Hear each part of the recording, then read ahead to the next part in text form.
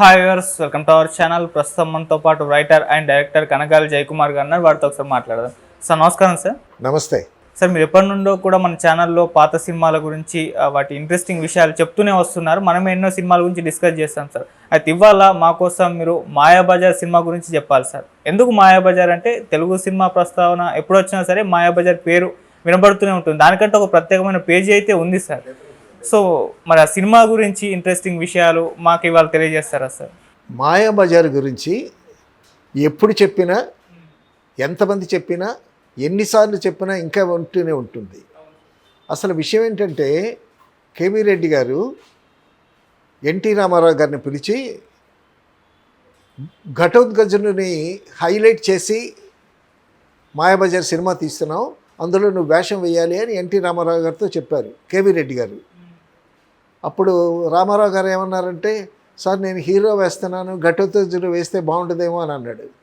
నువ్వు ఘటోత్కచుడు కాదయ్యా, ఘటోత్కచుడు వేషం ఏమో ఎస్వి రంగారావు వేస్తాడు, నీ శ్రీకృష్ణుడు వేషం వేయాలి అని అన్నారు రామారావు గారిని కేవీ రెడ్డి గారు.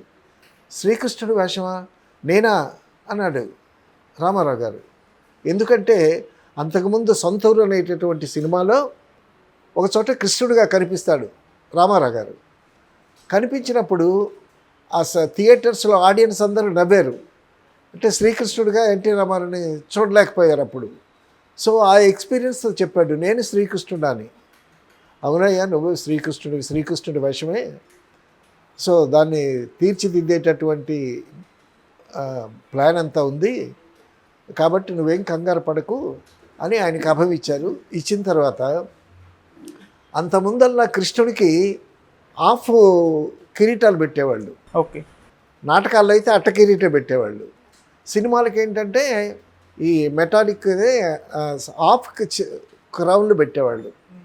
కానీ రామారావు గారికి దగ్గరుండి కేవీ రెడ్డి గారు ఆర్ట్ డైరెక్టర్ని పిలిచి క్లోజ్డ్ కిరీటం పెట్టి దాని మీద ఒక నెమలి పింఛం పెట్టి ఒక చక్కని కిరీటం తయారు చేయించారు. సో కృష్ణుడికి కావలసినటువంటి గెటప్ అంతా గోఖలే గారి చేత స్కెచ్ గీయించి దాని ప్రకారం అన్నీ తయారు చేయించి ఆ కాస్ట్యూమ్స్ కృష్ణుడు ఎలా ఉండాలి, గెటప్ ఎలా ఉండాలి అనేటటువంటిది. సో అంతకుముందు ఈలపాటి రఘురామయ్య స్టేజ్ మీద కృష్ణుడిగా వేసినటువంటి ఆ నాటకాలు చూసిన అనుభవం ఉంది కదా. అసలు ముందు మాయాబజార్లో కృష్ణుడిగా ఈలపాటి రఘురామయ్యనే అనుకున్నారు కేవీ రెడ్డి గారు. కానీ ఆయన నాటకాల్లో బిజీ, సినిమాల్లో కూడా బిజీ అప్పుడు. సో అందుకోసం ఎన్టీ రామారావు గారిని కృష్ణుడిగా సెలెక్ట్ చేశారనమాట. అప్పటికే ఆల్రెడీ సావిత్రి బుక్ అయిపోయింది, ఎస్వి రంగారావు కూడా కన్ఫర్మ్ అయిపోయారు. కృష్ణుడి వేషానికి ఈలపాటి రఘురామయ్య గారికి బదులు రామారావు గారిని సెలెక్ట్ చేశారనమాట. దీనికి నాగిరెడ్డి గారు, చక్రపాణి నిర్మాతలు. ఈ కథని ఆల్రెడీ అంతకుముందు కేరళలో ఒక స్టూడియోలో మాయాబజార్ తీశారు. అసలు మాయాబజార్ అనేటటువంటి సినిమాని 11 మాయాబజార్లు ఉన్నాయి.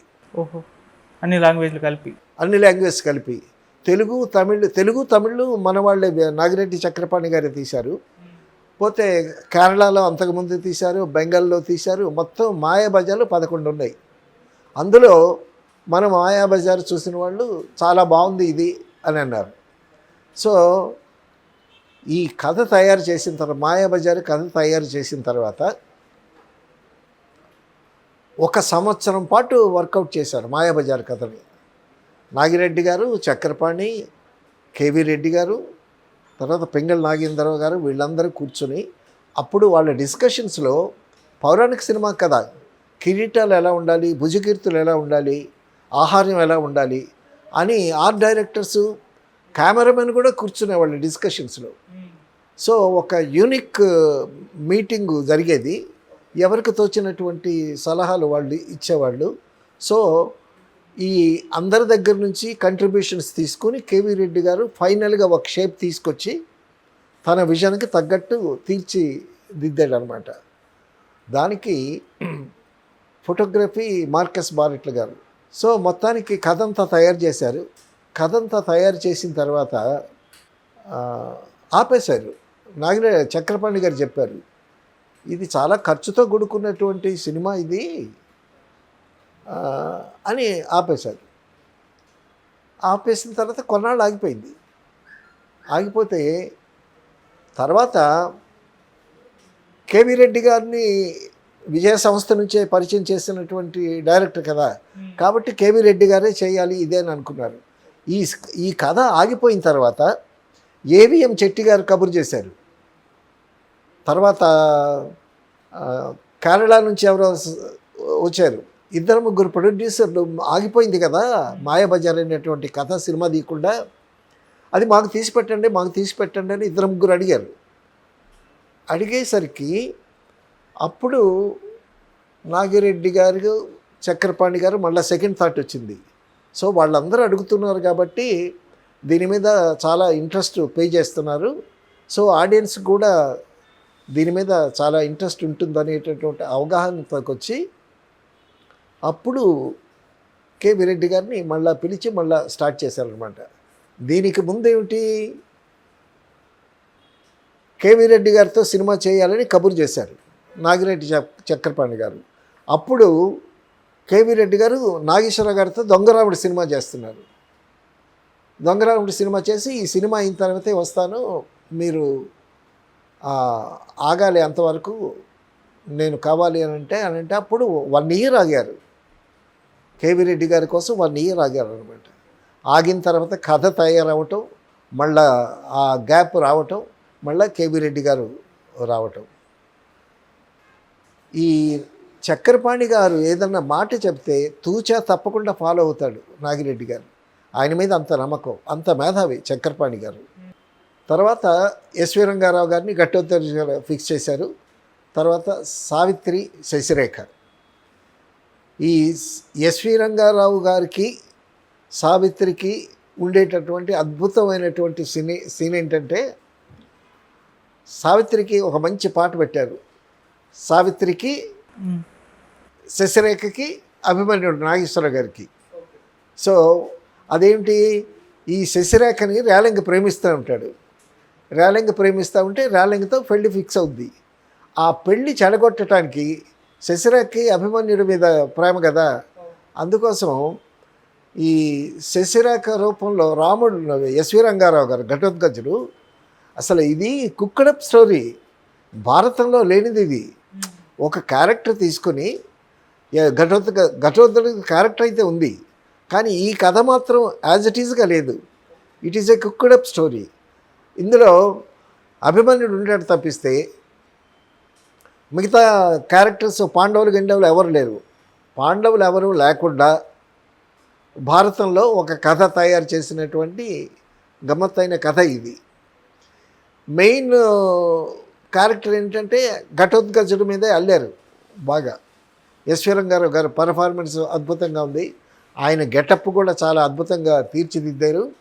అసలు ఘటోత్కచుడు ఇంట్రాక్షనే భలే గమ్మత్తుగా ఉంటుంది. ఆ ఘటోత్కచుడు కొండ మీద వాలేసరికి పెద్ద బండరాయి కింద పడుద్ది. అంటే అసలు డైలాగ్ లేకుండా అతను ఎంత బలవంతుడిని చెప్పడానికి ఒక పెద్ద బండరాయి కింద పడింది కొండ మీద ఆయన వాలంగానే. ఆ ఒక్క దృశ్యం చాలు కదా ఆయన ఎంత బలవంతుడో చెప్పడానికి. అటువంటి మిరకల్స్, అద్భుతమైనటువంటి మిరకల్స్ మాయాబజార్లో. తర్వాత ఒక 2 శిష్యులు ఉంటారు, సీతారామని, నల్లరామూర్తి అని 2 శిష్యులు ఉంటారు ఘటోత్కచుడికి. ఆ ఘటోత్కచుడికి సో అభిమన్యుడు వస్తున్నాడు అని అంటే అభిమన్యుడిని ఆయనకి అడ్డం పలకొద్దురా, వాళ్ళు అస్మదీయులు అని అంటారు. అస్మదీయులు అంటే మనవాళ్ళు అని చెప్తాడనమాట. మరి అస్మదీయుల్ని కాని వాళ్ళని ఏమంటారు అని ఒక శిష్యుడు అడుగుతాడు. పక్కన నల్లరామూర్తి అంటాడు, వాళ్ళు అస్మదీయులు అయితే వీళ్ళు తస్మదీయులు అని అంటాడు. అస్మదీయులు అనేటటువంటి మాట ఉంది, తస్మదీయులు అనే మాట లేదు. అప్పుడు పింగళి నాగేంద్రరావు గారు ఎస్వి రంగారావు గారి చేత గొప్ప డైలాగ్ చెప్పించాడు. మాటలు మనుషులు పుట్టించకపోతే ఎలా పుడతాయి మాటలు, వీడికి వెయ్యండిరా, కొత్త మాట కనిపెట్టాడు కాబట్టి వీడికి 2 వీరతాళ్ళు వేయండి అని అంటారు. సో అలాగా జగదేక వీరుల్లో హలో అనేదానికి హలా అని, అలాగా పింగళి నాగేంద్ర గారు ఆయన బుర్రలో నుంచి వచ్చినటువంటి తెలుగు పదాల ప్రయోగాలు అద్భుతమైనటువంటి ప్రయోగాలు ఉన్నాయి. తర్వాత మాటలు పాటలు అన్నీ పింగళి నాగేంద్రరావు గారి. పింగళి నాగేంద్రరావు గారు అనేటటువంటి వ్యక్తి విజయ ప్రొడక్షన్స్కి పెద్ద ఎసెట్, ఒక నిధి అనమాట, సాహిత్య నిధి.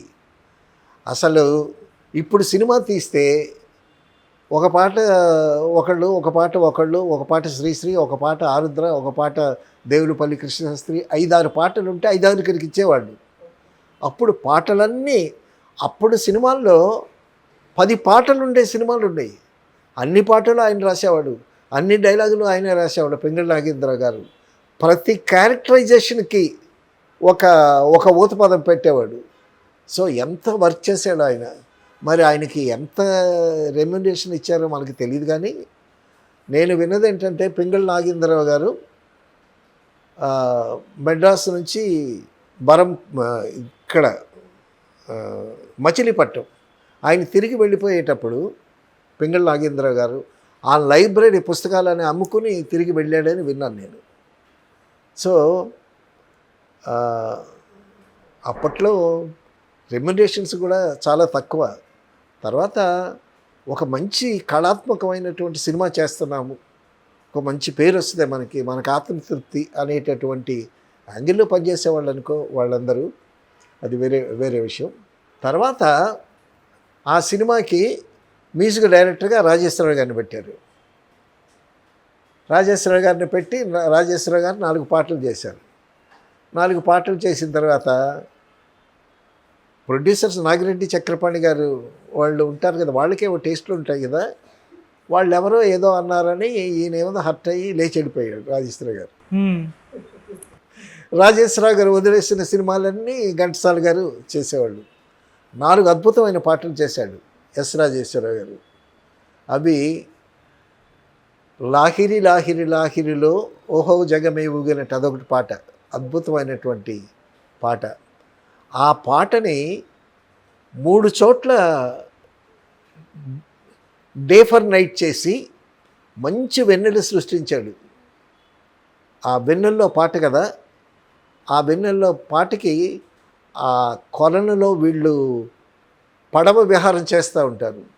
ఆ విహారంలో 3 జంటల్ని కలిపాడు. 3 చోట్ల షూటింగ్ చేశారంట.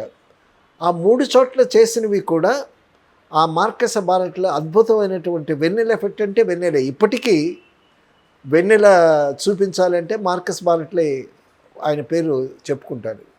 సో జీనియస్ ఆయన ఆ లైటింగ్ సిస్టంలో చాలా గొప్ప దర్శకుడు ఫోటోగ్రఫీకి సంబంధించింది. లాహిరి లాహిరిలో పాట ఒకటి రాజేశ్వరరావు గారు చేసింది. తర్వాత అప్పుడే ఒక టీవీ లాగా ఒక డేవిస్ పెట్టాడు కేవీ రెడ్డి గారు. ఆ పెట్టెనేదో వినేదో పెట్టే నీదేదో పేరు పెట్టాడు దానికి పింగళి గారు. ఆ పెట్టి తెరవంగానే ఆ పెట్టి ఎవరైతే తెరుస్తారో ఆ ఎదుట ఉన్న వాళ్ళ మనోభావాలన్నీ అందులో తెలుస్తాయి. వాళ్ళకి ఎవరి మీద అయితే ఇంట్రెస్ట్ ఉంటుందో ఆ వ్యక్తి కానీ లేకపోతే ఆ వస్తువులు కానీ ఆ తినుబండారాలు కానీ కనిపిస్తాయి. అప్పటికి టెలివిజన్ రాదా, అప్పుడే మాయాబజార్లో ఉంటే టెలివిజన్ కనిపెట్టాడు కేవీ రెడ్డి గారు. అందులో శశిరేఖ పెట్టి తెరుస్తుంది. పెట్టి తెరిసేసరికి నాగేశ్వరరావు గారు నీవేనా నన్ను తలచినది, నీవేనా నన్ను వలచినది అని ఒక పాట. ఆ పెట్టి తెరవంగానే నాగేశ్వర నీవేనా అని భలే ఉంటుంది ఆ సాంగ్. అదొక పాట. తర్వాత శ్రీకరులు దేవతలు శుభమస్తు అనగా చిన్నారి శశిరేఖ వర్ధిల్లవమ్మ అని ఈ శశిరేఖని పెళ్లి కూతుర్ని చేస్తూ ఆ చుట్టుపక్కల ఉండేటటువంటి స్నేహితురాళ్ళు చరికత్తలు అందరూ కలిసి పాట పాడతారు. అదొక పాట. ఆహనా పెళ్ళంట ఓహనా పెళ్ళంట ఇందులోనేనా సార్? ఇందులోనే. తర్వాత చూపులు కలిసిన శుభవేళ ఎందుకు నీకు కలవరమా అనేటటువంటి పాట. మొత్తం ఈ 4 పాటలు చాలా అద్భుతమైన పాటలు చేశారు రాజేశ్వరరావు గారు. సరే ఈయన వెళ్ళిపోయిన తర్వాత ఇక రాజేశ్వరరావు గారు లేచి వెళ్ళిపోయిన తర్వాత వెళ్ళి వెనక్కి పట్టుకొని లాగినా పీకినా ఆయన రాడు. ఆయనకి ఎక్కడో ఒక చిన్న హర్ట్ అయినట్టు. కానీ ఎందుకంటే S Rajeswara Rao is a genius. ఆయన బాలమేధావి. చిన్నప్పుడే పాడుతూ ఉంటే అవి ఏ రకమో చెప్పేసేవాడంట. వాళ్ళ ఫాదరు సాలూరు దగ్గర ఒక విలేజ్. వాళ్ళ ఫాదర్ రైటరు. ఆయనకు కూడా సంగీతంలో పరిచయం ఉంది. ఈ రాజేశ్వరరావు గారు చిన్న వయసులో ఆయన ఉత్సాహం చూసి, ఆయన ప్రతిభ చూసి ఆ చిన్నప్పుడే తీసుకెళ్ళి కలకత్తాలో, బాంబేలో సైగల్ దగ్గర వాళ్ళ దగ్గర తీసుకెళ్ళి సంగీతం నేర్పించడానికి తీసుకెళ్తే అక్కడ కృష్ణలీలని సినిమా తీస్తున్నట్ట. ఈయన సంగీతం నేర్పించడానికి కృష్ణలీలలో చిన్న కృష్ణుడు వేషం వేయించారు ఆయన చేత. అంత అద్భుతమైనటువంటి జీనియస్. సో ఘంటసాల గారు వచ్చిన తర్వాత మిగతా పాటలు ఘంటసాల గారు చేశారు. ఘంటసాల గారు అందులో మాయా శశిరేఖ, ఆహనా పెళ్ళి అంటారు అన్నావు కాదు ఇప్పుడు, ఆహనా పెళ్ళి అంట, ఓహనా పెళ్ళి అంట, ఆ పాట మాత్రం హైలైట్స్. ఆ పాట ఎస్వి రంగారావు గారు మాయా శశిరేఖ రూపంలో పాడతాడు. ఎస్వి రంగారావు పాడతాడు, మళ్ళీ ఫిమేల్ వాయిస్ మేల్ వాయిస్ రెండు ఉంటాయి. అందులో ఎస్వి రంగారావు గారికి మాధవపెద్ది సత్యం ఎక్కువ పాడతాడు. మాధవపెద్ది చేత పాడించారంట. మాధవ్ చేత పాడించిన తర్వాత మాధవపెద్ది వెళ్ళిపోయిన తర్వాత కేవీ రెడ్డి గారు అన్నారంట ఘంటసాల గారితో, నువ్వు కూడా ఒక టేక్ పాడు అని అన్నారంట. అంటే ఘంటసాల గారు పాడారు. మ్యూజిక్ డైరెక్టర్ ఆయనే కదా, సో ట్యూన్ చేసిందంతా ఆయనే. కాబట్టి ఆ సాంగ్ మీద మెంటల్గా ప్రిపరేషన్ ఉంది ఆయనకి. సో ఘంటసాల గారు పాడారంట. పాడితే నాకు ఇదే బాగుంది, ఇదే ఉంచండి అన్నారంట కేవీ రెడ్డి గారు. సో ఆ విధంగా అడుగడుగున క్రియేటివ్ జీనియస్ ఉపయోగించి కేవీ రెడ్డి గారు చేసినటువంటి అద్భుతమైనటువంటి సినిమా. తర్వాత టైటిల్స్ వేసేటప్పుడు మ్యూజిక్ ఎస్ రాజేశ్వరరావు గారి పేరు కూడా వేద్దాము అని అన్నారంట ఘంటసాల గారు. ఎందుకంటే రాజేశ్వరరావు గారు అప్పటికే జెమినీ వాళ్ళ పిక్చర్ చేసి గొప్ప పేరు వచ్చినట్టుంది ఆయనకి. సో గొప్ప విద్వాంసుడు అనేటటువంటి గౌరవం మీద ఘంటసాల గారు రాజేశ్వరరావు గారు కూడా పేరు వేద్దామంటే నాగిరెడ్డి గారు, చక్రపాణి గారు ఆయన 4 పాటలే కదా చేశాడు. సో మిగతా పాటలన్నీ ఆ సినిమా నింటే చాలా పాటలు మాయాబజార్లో పాటలు, తర్వాత బ్యాక్గ్రౌండ్ స్కోరు అంతా ఘంటసాల గారు నువ్వే కదా చేసింది, ఆయన ఆ పేరు అక్కర్లేదులే ఓకే అని అన్నారంట. సో నాగిరెడ్డి, చక్రపాణి గారు నిర్మాతలు, తర్వాత మార్కస్ బాలెట్లే ఫోటోగ్రఫీ, ఆర్ట్ గోఖలే కళాధరు, తర్వాత కళాధర్ గారు అప్పటి నుంచి మాయాబజార్ నుంచి ఉన్నాడు. తర్వాత సంగీతం శ్రీనివాసరావు గారు మాయాబజార్కి అప్రెంటిస్. ఓహో సంగీతం శ్రీనివాసరావు కేవీ రెడ్డి గారి గురించి ఎక్కువ చెప్తుంటాడు కదా. 3 సినిమాలు చేశాడు ఆయన సంగీతం శ్రీనివాసరావు. మాయాబజార్ ఒకటి, జగదేక వీరుని కథ ఒకటి, ఉమాచండి గౌరీ శంకర్ల కథ, నేను 3 సినిమాలు చేశాడు ఆయన కూడా. సంగీతం శ్రీనివాసరావు గారు కూడా మాయాబజార్ గురించి, ఆ జగదేక వీరునికి ఆ సినిమాల గురించి చాలా చాలా చోట్ల చెప్పాడు. ఆ ఫిల్మ్ మేకింగ్ ఎలా చేసింది ఏమిటనేది. తర్వాత ఎస్వి రంగారావు గారు ఘటోత్కచుడుగా ఎంత అద్భుతమైనటువంటి పర్ఫార్మెన్స్ ఇచ్చాడో అంత అద్భుతమైనటువంటి పర్ఫార్మెన్స్ ఇచ్చింది సావిత్రి. అహనా పెళ్ళి అంట పాట పాడేటప్పుడు, ఆ డ్యాన్స్ చేసేటప్పుడు, తర్వాత ఆ రేలంగిని టీస్ చేసేటప్పుడు, తర్వాత ఘటోత్కచుడు మాయా శశిరేఖ రూపంలోకి వచ్చిన తర్వాత వాయిస్ కూడా ఘటోత్కచుడు వాయిస్లో ఉంటుంది. మళ్ళీ వాయిస్ మార్చడానికి అని అహనా పెళ్ళి అంట ఫీమేల్ వాయిస్ యాక్ట్ చేయటం. తర్వాత ఎస్వి రంగారావుగా మారిన శశిరేఖ కదా, ఎస్వి రంగారావు గారి నడక, ఆ హావభావాలు చాలా అద్భుతమైనటువంటి పర్ఫార్మెన్స్ ఇచ్చింది Savitri. So total cinema SV Ranga Rao మీద నడిచిన సావిత్రి మాత్రం తన పర్ఫార్మెన్స్లో చాలా గొప్ప పేరు తెచ్చుకుంది. పోతే కేవీ రెడ్డి గారి క్రియేటివ్ జీనియస్కి ఒక వృత్తాంతం చెప్పుకోవాలి. ఏంటంటే కృష్ణుడు బలరాముడు అన్నదమ్ములు కదా. సో బలరాముడు కృష్ణుడు కలిసేటప్పుడు బలరాముడిని కృష్ణుడిని అంటే గుమ్మడి గారిని రామారావు గారిని కూర్చోబెట్టి కేవీ రెడ్డి గారు వాళ్ళిద్దరు ప్రొఫైల్స్ మీద షాట్ తీయమన్నాడంట. అంటే ఎందుకంటే రామారావు గారి ముక్కు చాలా కోటేరుల ముక్కు అంటారు కదా, అలాగే గుమ్మడి గారి ముక్కు కూడా పొడవుగా బాగుంటుంది. సో వాళ్ళిద్దరు ప్రొఫైల్స్ పెట్టి అంటే వాళ్ళిద్దరు ముక్కులో ఒకటి వాళ్ళిద్దరు అన్నదమ్ములని ఇండైరెక్ట్గా చెప్పటం కోసం ఆ షాట్ తీయమని చెప్పాడంట. సో అడుగడుగున ఆ క్రియేటివిటీ జీనియస్ కేవీ రెడ్డి గారు.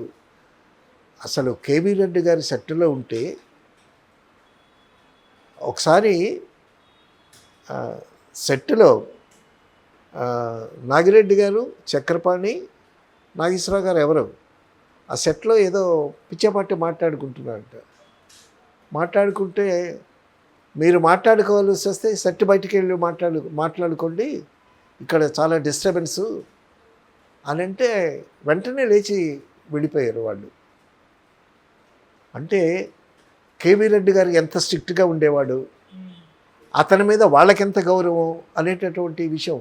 కేవీ రెడ్డి గారు సెట్లో ఉంటే పిన్ డ్రాప్ సైలెంట్ అంటారు.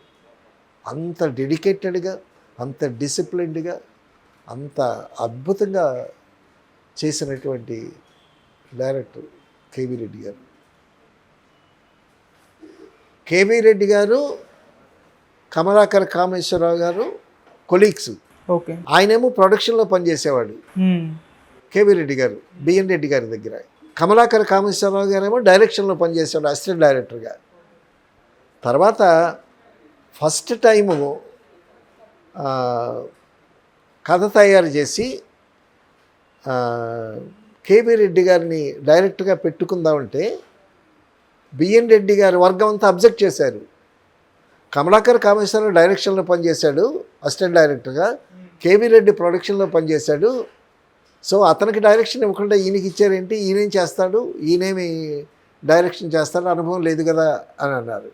అంటే అప్పుడు కేవీ రెడ్డి గారి ఫ్రెండ్ మూలా నారాయణ స్వామి గారు పట్టుబట్టి ఆయన్ని డైరెక్ట్గా చేయటానికి ఒక తీర్మానం చేశాడు. ఏమిటది, కేవీ రెడ్డి డెఫినెట్గా చాలా బాగా చేస్తాడా నమ్మకం నాకుంది. సినిమా బాగోకపోతే, సినిమా బాగుంటే మీ చెరిసగం, అవును, సినిమా ఫెయిల్ అయితే ఆ నష్టం అంతా నేనే భరిస్తాను, నాది పూచీకత్తు అని చెప్పి మూలా నారాయణ స్వామి గారు కేవీ రెడ్డి గారికి వత్తాసు పలికి కేవీ రెడ్డి గారిని డైరెక్ట్గా పెట్టాడు. సో కేవీ రెడ్డి లాంటి డైరెక్టర్ని కూడా డైరెక్టర్ చేయటానికి ఒప్పుకోనటువంటి పరిస్థితులు అప్పుడు ఉన్నాయి. ఓకే. సో ఎందుకంటే director is captain of the ship. So 24 crafts నుంచి ఆ కంట్రిబ్యూషన్స్ అన్నీ అందరి దగ్గర నుంచి కలెక్ట్ చేసుకొని సో వాటిని ఎంతవరకు ఉపయోగించుకోవాలో అంతవరకు ఉపయోగించి సినిమాని హిట్ చేయాల్సినటువంటి బాధ్యత దర్శకుడిదే కదా. సో అటువంటి అన్ని శాఖల సమన్వయంతో తనకు కావలసినటువంటి రీతిలో నడిపించుకున్నాడు కేవీ రెడ్డి గారు. ఈ మాయాబజార్ అనేటటువంటి సినిమా ఒక తెలుగు సినిమాలో 100 సినిమాలు తీస్తే అందులో నెంబర్ 1 మాయాబజార్ అని చెప్తారు. కానీ నాకు పర్సనల్గా నచ్చినటువంటి ఒక క్లాసిక్ ఫిల్ము మల్లీశ్వరి. అయితే that is a classic film. Malleswari బిగినింగ్లో పెద్దగా ఆడలేదు, సెకండ్ రిలీజ్ 100 రోజులు ఆడింది. కానీ మాయాబజార్ ఇప్పుడు రిలీజ్ చేసిన 100 రోజులు ఆడింది Mayabazar. So Mayabazar is also a classic film. ఒకానొక సందర్భంలో విశ్వనాథ్ గారు అన్నారు, శంకరాభరణం షూటింగ్ టైంలో అందరూ ఉంటుండగా ఏదో మాట్లాడుతూ, మాయాబజార్ ఇప్పుడు మనం తీయగలమా, తీయలేము అని అన్నారు.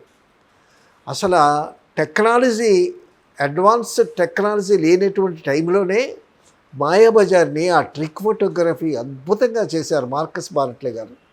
ఒక అందంగా వెన్నెల చూపించడమే కాదు, ఆ ట్రిక్ ఫోటోగ్రఫీ గారు ఎంత అందంగా తర్వాత తల్పం గిల్పము ఆ కమెడియన్స్ మీద తీసినటువంటి సీను, తర్వాత ఎస్వి రంగారావు గారు ఆ వివాహ భోజనం పాట. మాకు గుంటూరులో అవగాహన అని ఒక కల్చరల్ ఆర్గనైజేషన్ ఉంది. అక్కడ ప్రతి నెలకు ఒకసారి ఒక 10-15 మంది, మొత్తం ఒక 30 మంది గాయకులు చేరతారు. అందులో సాంబయ్య గారు అని ఒక ఆయన ఉన్నాడు. ఆయన ఎన్నిసార్లు వచ్చినా ఒకే పాట పాడతాడు. ఆ పాట ఏంటి తెలుసా? ఆయనకు ఆ ఒక్క పాటే అవ్వచ్చు. మనిషి కూడా దిట్టంగా ఉంటాడు ఎస్వి రంగారావుగా. ఆ పాట ఏంటి తెలుసా? వివాహ భోజనంబు వింతైన వంటకంబు వియాల వారి మిందు ఆహ్నాకే ముందు అని పాడతాడు. ఎప్పుడు పాడమన్నా అదే పాట పాడతాడు. ఆయనకి ఆ ఒక్క పాటే వచ్చు. అలాగా తర్వాత మాధవపెద్ది సత్యం గారు పాడారు ఈ పాట. ఈయన ఆయన దుర్యోధనుడు వేషం వేసేవాడు మాధవపెద్ది సత్యం నాటకాల్లో. ఆ నాటకం అయిపోయిన తర్వాత ప్రేక్షకులు గోల వివాహ భోజనం పాట పాడమని. సో అసలు ఎస్వి రంగారావు గారు పద్యం చదివినా పాట పాడినా మాధవపెద్ది సత్యం గారే పాడేవాళ్ళు. ఆ మాధవపెద్ది సత్యం గారి గొంతు ఎస్వి రంగారావు పర్ఫార్మెన్స్ బాగా సూట్ అయ్యాయి. నాగేశ్వరరావు గారు ఉన్నారు అందులో, రామారావు గారు ఉన్నారు. తర్వాత ఆ బలరాముడికి గుమ్మడి గారికి ఒక మంచి ఎలివేషన్ వచ్చింది ఓకే ఆ సినిమాలో. ఆ బలరాముడు వచ్చేటప్పుడు ఆ బలరాముడిని తీసుకురావటం. సో అక్కడ ఒక పాట, ఎన్ని పాటలు అసలు. బళ్ళి బళ్ళి బళ్ళి బళ్ళి దేవా బాగున్నదయ్యా నీ మాయ, అడుగడుగున పాట, మంచి మంచి పాటలు. అసలు పాటలకి ఎంత ఇంపార్టెన్స్ ఇచ్చేవాళ్ళు అప్పుడు ఎంటర్టైన్మెంట్ ఏంటి? 3-4 గంటలు ఉండేవి సినిమాలు. ఒక టికెట్ మీద 2 సినిమాలు చూపించేవాళ్ళు. అప్పుడు సినిమాయే ఎంటర్టైన్మెంట్. ఈ మాయాబజార్ సినిమాకి బళ్ళు కట్టుకుని వచ్చారు. రామారావు గారు ఏమనుకున్నారు? నేను కృష్ణుడికి పనికిరాను అని అనుకున్నారు రామారావు గారు. అటువంటి రామారావు గారిని కృష్ణుడి వేషం వేసి మరొక విషయం కూడా చెప్తారు. రామారావు గారిని కృష్ణుడిగా చూడడానికి అంతకుముందు సొంత ఊరు సినిమాలో జనాలు యాక్సెప్ట్ చేయలేరు. తర్వాత దగ్గరుండేటటువంటి పరిసరాల్లో ఉండేటటువంటి మనుషులు కూడా కృష్ణుడు ఏంటి రామారావు గారని. కానీ కేవీ రెడ్డి గారు రామారావు గారు కృష్ణుడికి మేకప్ రూమ్లోకి వెళ్ళి ఆ కృష్ణుడి గెటప్ అంతా దగ్గరుండి వేయించి, రామారావు గారు సెట్లోకి వచ్చేటప్పుడు పిల్లని గురువు పట్టుకుని కిరీటం పెట్టుకొని మీరు స్టైల్గా రండి అని చెప్పి రామారావు గారితో చెప్పి, రామారావు గారు ఫ్లోర్లో ఎంటర్ అయ్యేటప్పుడు అటు 3 కుర్రాళ్ళని ఇటు 3 కుర్రాళ్ళని పెట్టారంట కేవీ రెడ్డి గారు. మరి అది ఎంతవరకు నిజమా? నాకు శరత్బాబు చెప్పిన విషయం. రామారావు గారు పిల్లని గురువు పట్టుకొని కిరీటంతో ఎంటర్ అవుతూ ఉండేటప్పుడు ఈ 6 కుర్రాళ్ళు ఆహా కృష్ణుడు వచ్చాడు చప్పట్లు కొట్టారంట. అనేసరికి ఆ సెట్లో ఉన్న వాళ్ళందరూ కూడా చూసి కృష్ణుడు గెటప్ రామారావు గారిని చూసి భలే ఉన్నాడు అని అనుకున్నారంట. అంటే కృష్ణుడుగా రామారావు గారిని యాక్సెప్ట్ చేయించడానికి కేవీ రెడ్డి గారు చేసినటువంటి ఒక ఆలోచన. సో ఆడియన్స్ని కన్విన్స్ చేయాలి, తర్వాత పక్కన ఉండేటటువంటి టెక్నీషియన్స్ కన్విన్స్ చేయాలి, ప్రొడ్యూసర్ని కన్విన్స్ చేయాలి. ఎన్ని కష్టాలు, ఎంత మేధస్సు ఉండాలి, ఎంత ఓపిక ఉండాలి, ఎంత శ్రమ చేయాలి ఒక డైరెక్టర్ అనేవాడు. ఇప్పుడు వచ్చిన ఫెసిలిటీస్ అప్పుడు లేవు కదా. సో ఆ విధంగా అడుగడుగున కేవీ రెడ్డి గారి శ్రమ, పరిశ్రమ, ఆయన మేధస్సు, ఆయన సంయమనం అవన్నీ పనిచేసి తర్వాత కృష్ణుడు గెటప్లో ఉన్నటువంటి రామారావు గారిని వాటి మీద కృష్ణుడు పోస్టర్స్ వేయిస్తే ఆ రోజుల్లో కృష్ణుడు గెటప్లో ఉన్న క్యాలెండర్స్ లాంటివి వేస్తే 1,00,000 పోయాయంట అప్పుడు. అవి ఇళ్లలో పెట్టుకున్నారు. తర్వాత పూజ గదిలో రామారావు గారు కృష్ణుడిగా ఉండేటటువంటి దాన్ని పెట్టుకున్నారు. అసలు ఆంధ్రుల తెలుగు వాళ్ళ ఇళ్లల్లో పూజ గదుల్లో కృష్ణుడుగా చేరాడు రామారావు గారు. అటువంటి రామారావు గారు సో పౌరాణిక పాత్రలు వేసి చాలా అద్భుతమైనటువంటి నటుడు అనిపించుకున్నారు. అలాగే కేవీ రెడ్డి గారు అద్భుతమైనటువంటి 13 సినిమాలు చేశారు కేవీ రెడ్డి గారు. 13 సినిమాలు చేస్తే లాస్ట్ ఒక 3 సినిమాలు తప్పిస్తే మిగతావన్నీ హిట్స్. అటువంటి దర్శకుడు కేవీ రెడ్డి గారు. అటువంటి పెర్ఫార్మెన్స్ సావిత్రి గారు, నాగేశ్వరరావు గారు, రామారావు గారు, తర్వాత మహానటులు అందరూ యాక్ట్ చేసినటువంటి సినిమా. మార్కసే భారత్ లాంటిగా గొప్ప ఫోటోగ్రఫీ, సాలూరు రాజేశ్వరరావు గారు, ఘంటసాల గారి సంగీతం అన్నీ కలిసి చాలా గొప్ప సినిమా అయింది. సో మాయాబజార్ అనేటటువంటి ఒక కళాఖండం, అటువంటి కళాఖండం ఇక భవిష్యత్తులో వస్తుందని నేను అనుకోను. సో ఆ మాయాబజార్ గురించి ఎంతమంది చెప్పినా, ఎన్నిసార్లు చెప్పినా, ఎప్పుడెప్పుడు చెప్పినా సరే అది ఒక డిక్షనరీ. మాయాబజార్ అది ఫిల్మ్ మేకింగ్కి ఒక ఎగ్జాంపుల్ అన్నమాట. సో అటువంటి మాయాబజార్ గురించి మనం ఆ లెజెండ్స్ గురించి మాట్లాడుకోవటం చాలా ఆనందం. మన వీక్షకులు కూడా చక్కగా ఆనందించి ఉంటారని అనుకుంటున్నాను. Thank you so much sir. మా కోరిక మేరకు వాళ్ళ మాయాబజార్ సినిమా గురించి చాలా అద్భుతంగా ఎక్స్ప్లెయిన్ చేశారు. మీ విశ్లేషణ అయితే చాలా బాగుంది సార్ ఈ సినిమా పైన. Thank you so much sir. Thank you.